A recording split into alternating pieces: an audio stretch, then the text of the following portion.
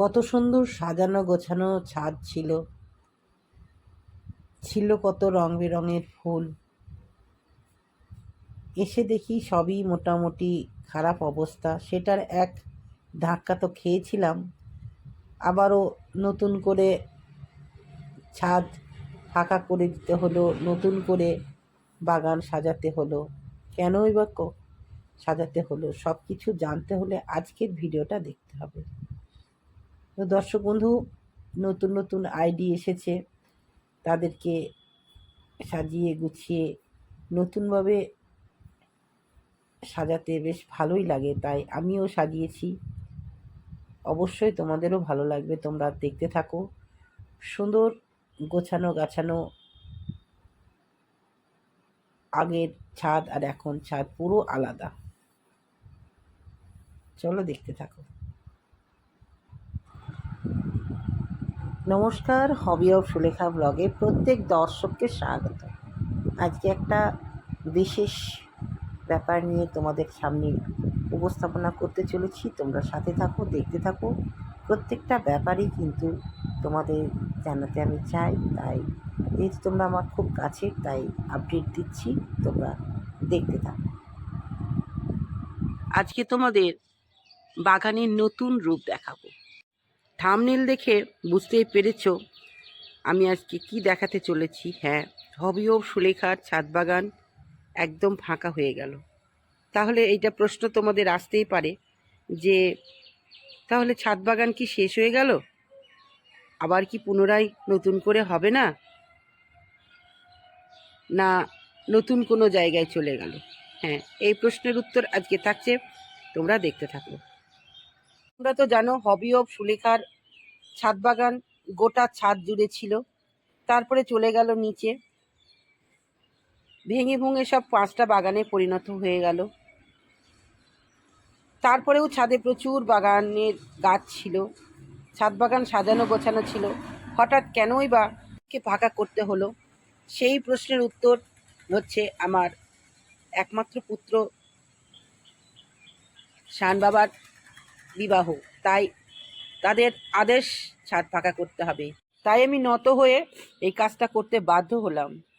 অবশ্যই আমার গাছ যেমন আমার কাছে প্রিয় সন্তান স্বরূপ, তেমনি আমার সন্তানও আমার কাছে প্রিয়, তাই চলে গেল। জানি না আবার আনতে পারবো কিনা। তো যে যতটুকু গাছ আছে সেই দিয়েই সাজিয়েছি, নিচেও সাজিয়েছি, সব থাকছে আজকের ভিডিওতে, সাথে থাকো। জানো যে বাগান বিলাসের নতুন নতুন আইডি আমার কাছে এসেছে। তো সেই 35টা আইডি আমি চেন্নাই যাওয়ার সময় সব কেটে দিয়ে গেছিলাম। তারা আবারও নতুন করে পাতা নিয়ে এসেছে, ফুলও আসছে। তাই আমি কি করলাম, এই জায়গাটা একটু ফাঁকা ছিল, সেই ফাঁকা জায়গাটায় আমি 35টা বাগান বিলাসের গাছ এখানে রেখেছি, আর তার সঙ্গে রেখেছি 22টা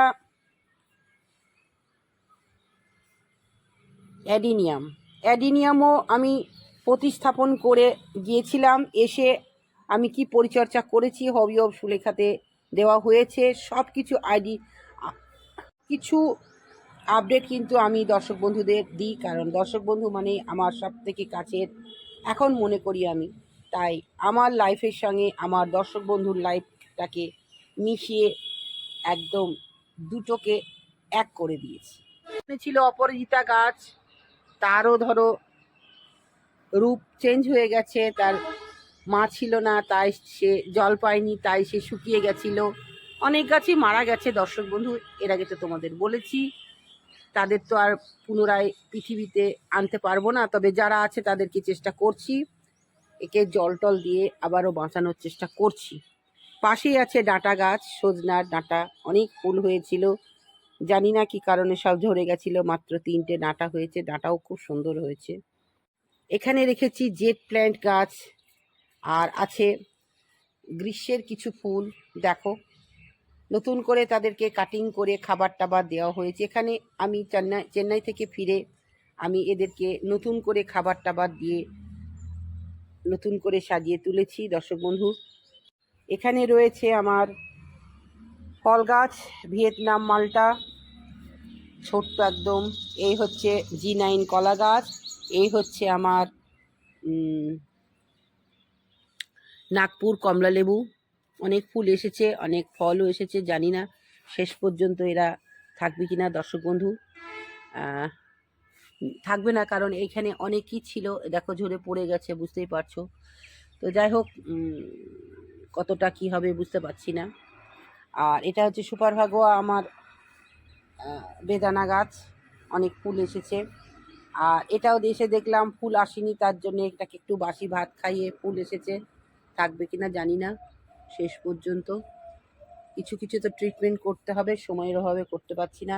এখানেও মোটামুটি তাই 7-এও ভালো ফুল এসেছে। এই হলো আমার ছোট্ট সংসার, বড় সংসার থেকে ছোট্ট সংসারে পরিণত হয়েছে, সাজিয়ে গুছিয়ে রেখেছি এইটুকু। আবারও সেজে উঠেছে বাগানবিলাস গাছ। 2 মাস পর আটপ্রুনিং করে দেওয়ার পর তারা আবারও ফুল নিয়ে ফুলের ডালি সাজিয়ে হেসে উঠছে। তাই আস্তে আস্তে বাগানের চেহারাটাও বদলাচ্ছে দর্শক বন্ধু। খুব সুন্দর সুন্দর প্রায় 30টা আইডি নিয়ে এই বাগানবিলাস গাছ, এর বাগান বেশ সুন্দর। এবার পাশে চলে যাচ্ছি ড্রাগন। ড্রাগন তো তোমরা বারবার দেখেছো, নতুন করে ড্রাগন আবারও সেজে উঠেছে। এখানে সব হ্যাঙ্গিংগুলো রেখেছি, দেখো ছাদে তো সব এমন বড় ছাদ, এত ছিল সেখানে বোঝা যেত না, কিন্তু এত বড় বাড়িতে এগুলো ছোট্ট মনে হচ্ছে। এই হচ্ছে হ্যাঙ্গিং।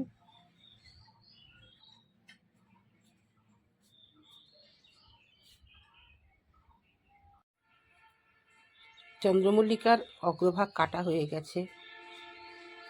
পাতাবাহার, স্নেক প্ল্যান্ট, এখানে আছে কালঞ্চ, এখানে আছে পিটুনিয়া, নয়নতারা,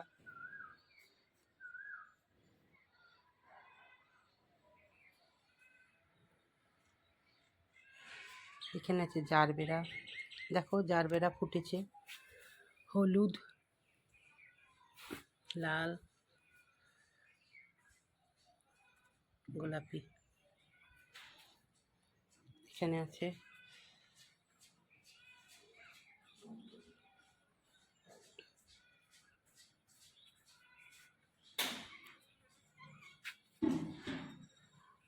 অর্কিড, গ্রাউন্ড অর্কিড। এখানে বাকি একটা ফুল ফুটেছে।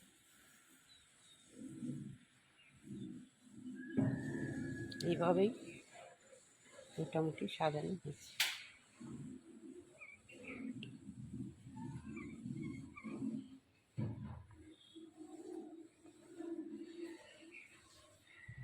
নতুন করে আবারও ফুল আসছে, কারণ শীতের ফুলগুলোকে এখন ছায়া জায়গায় রেখে দিলে সুন্দর ফুল আসে।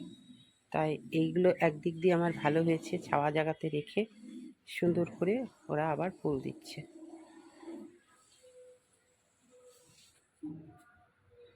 এখানে রয়েছে আমার গোলাপ।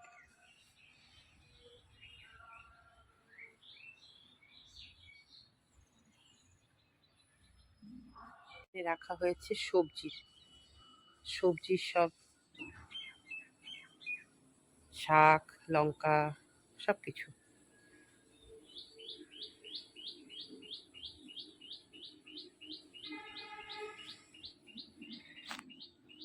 ধনেপাতা।